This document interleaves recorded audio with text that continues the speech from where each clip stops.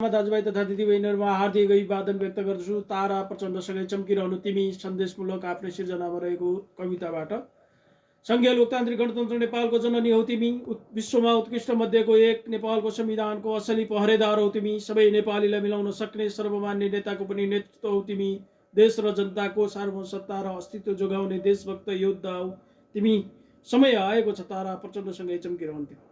वर्गीय क्षेत्रीय लैङ्गिक जातीय धार्मिक उत्पीडन विभेदको अन्त्य गर्ने समानता हौ तिमी, थिचोमिचोमा परेका आवाजविहीन निमुखाहरूको क्रान्तिकारी आवाज हौ तिमी, आदिवासी महिला दलित लगायत उत्पीडित समुदायको भावी हौ तिमी, सामन्ती जाली फुटाहरूको चिहान हौ तिमी। समय आएको छ तारा प्रचण्डसँगै चम्किरहनु तिमी।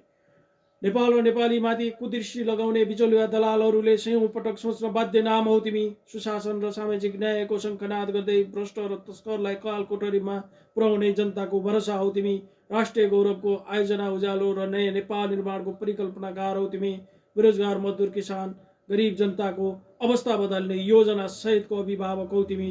समय आएको छ तारा प्रचण्डसँगै चम्किरहनु तिमी।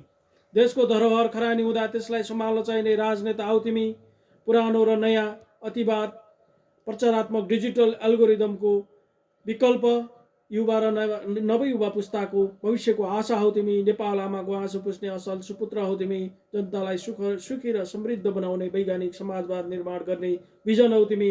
समय आएको छ तारा प्रचण्डसँगै चम्किरहनु तिमी। समय आएको छ तारा प्रचण्डसँगै चम्किरहनु तिमी। धन्यवाद।